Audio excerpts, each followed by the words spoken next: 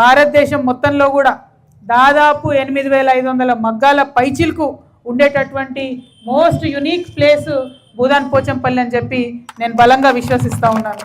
మరి తరిగిపోతున్నటువంటి కళ, ముందు తరాలు ముందుకొచ్చి అందుకుంటలేనటువంటి కళ అయినప్పటికీ ఇంకా మగ్గాలు నేస్తూ ఆ కళను బతికిస్తున్నటువంటి చేనేత కార్మికులు కాదు, చేనేత కళాకారులు అని చెప్పి నేను మనస్ఫూర్తిగా భావిస్తూ ఉన్నా.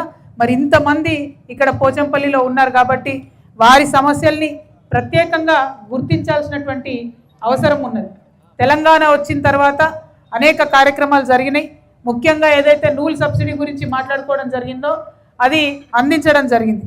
కానీ ఇప్పుడున్నటువంటి ప్రభుత్వానికి మరి చేనేత సహకార సంఘం అన్నా యావత్తు ఈ చేనేత వ్యవస్థ ఎట్లా నడుస్తుంది అనేటటువంటి అవగాహన ఉన్నదా లేదా అనేటటువంటి బాధ కలుగుతూ ఉంది. ఎందుకంటే యాన్ సబ్సిడీ మొత్తానికి మొత్తం ఎత్తేసారు. దాంతో అంతో ఇంతో వ్యాపారం చేసుకొని ఇండిపెండెంట్గా బతకగలిగే అవకాశం ఉన్నటువంటి చేనేత అన్నలందరూ కూడా మళ్ళీ ఇబ్బందులు పడి బ్యాంకుల మీదనో లేకపోతే కంప్లీట్గా ఫ్యాక్టరీల మీదనో ఆధారపడి బతికే పరిస్థితి వచ్చింది. కాబట్టి యాన్ సబ్సిడీని యథాతథంగా పునరుద్ధరించాలని చెప్పి ఈ సందర్భంగా నేను కాంగ్రెస్ ప్రభుత్వాన్ని డిమాండ్ చేస్తూ ఉన్నాను. అదేవిధంగా మరి సహకార సంఘం ఎన్నికలు జరగకపోవడంతో ఎంత ఇబ్బందులు అవుతున్నాయో మనకు తెలుసు. సరే, ఇది ఏ ప్రభుత్వమైనా 6 ఏళ్ళు అయింది సహకార సంఘం ఎన్నికలు లేక.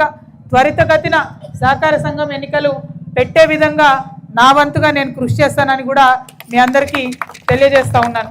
మరీ ముఖ్యంగా చేనేత రుణమాఫీ ఏదైతే ఇప్పటివరకు సోదరులు చెప్పిండ్రో, చేనేత రుణమాఫీ ఏదైతే ఈ కాంగ్రెస్ ప్రభుత్వం రైతులను అట్లే చేసింది, చేనేత కార్మికులు కూడా అట్లే చేస్తుంది. ఇక వచ్చే రుణమాఫీ తెచ్చుకో, అగ వచ్చే రుణమాఫీ తెచ్చుకో అంటే కట్టేటటువంటి కిస్తీ కూడా కట్టబుద్ధి కాదు. మనందరం కూడా మామూలు మనుషులమే కాదు. సరే, ఇది ఇంకో దిక్కు పోతుందేమోతి, అది రుణమాఫీ అయిపోతే ఈ కిస్తీ కట్టడం అవసరం లేదు అనేటటువంటి ఆలోచనల చాలామంది కట్టకుండా వదిలేస్తారు. మీది తప్పు కాదు, కానీ బ్యాంకుదేముంది, కంప్యూటర్ లెక్క పెడతానే ఉంటుంది, వడ్డీ మీద వడ్డీ వేస్తూనే ఉంటుంది. దాంతో మన సిబిల్ స్కోర్ కిందకి పోతుంది. 14 నెలలు రుణమాఫీని ఆలస్యం చేయడం ద్వారా కాంగ్రెస్ ప్రభుత్వం ఇవాళ మన నేతన్నలందరికీ కూడా ఇబ్బందికరమైన పరిస్థితి ఉన్నది. మీ అందరి దృష్టికి ఒక విషయం తీసుకురావాలి. పదే పదే మా చేనేత కార్మికులందరూ ఈ మాటలు చెప్పిండ్రు కాబట్టి నేను ఎక్కడికి వెళ్ళినా చేనేత కార్మికుల ఇంటికి వెళ్ళి పరామర్శించి ఇదే ఒక్కటి డిమాండ్ చేస్తూ ఉన్నాను, ఖచ్చితంగా రుణమాఫీ చేయాలని. మనం అడగంగా 33 కోట్లు చేసిండ్రు, చేయాల్సిందేమో 70 కోట్లు. కాబట్టి ఆ 70 కోట్లు మొత్తం కూడా రుణమాఫీ చేయాలని చెప్పి ప్రభుత్వాన్ని నేను డిమాండ్ చేస్తూ ఉన్నాను. ఇక్కడ డిమాండ్ చేయడమే కాదు, ఇంకొక వారం ఆగుదాం, అవసరమైతే హైదరాబాద్లో ముఖ్యమంత్రి ఇంటినైనా ముట్టడించి మన రుణమాఫీ మనం తెచ్చుకుందామని ఈ సందర్భంగా మీ అందరికి కూడా నేను భరోసాని ఇస్తూ ఉన్నాను. అదేవిధంగా మరి ఏదైతే థ్రిఫ్ట్ స్కీమ్ ఉండేనో అది పెట్టిందే అంతో ఇంతో సేవ్ చేయడానికి. కార్మికుడు ₹1 ఇస్తే ప్రభుత్వం ₹2 ఇవ్వాలనేటటువంటి ఆలోచనతో పెట్టినటువంటి స్కీమ్. ఇంట్లో 3 పెద్ద మనుషులు ఉంటే వాళ్ళందరి పేరు మీద ఆదా వేసుకుంటే 3 ఏళ్లకు ఒకపాటుగా అమౌంట్ వస్తే ఏదో ఒకదానికి వాడుకోవచ్చు అన్న మంచి ఆలోచనతో పెట్టినటువంటి స్కీమ్. నేను అన్నట్టుగా ఇప్పుడున్న కాంగ్రెస్ ప్రభుత్వానికి ఆ పెద్దలకు అవగాహన రాహిత్యం, చేనేత కార్మికులు వాళ్ళ బతికేంది, వాళ్ళ పరిస్థితి ఏంది అని అవగాహన లేకపోవడంతో 3 ఏళ్ళు ఉన్నదాన్ని 2 ఏళ్ళకు కుదించారు.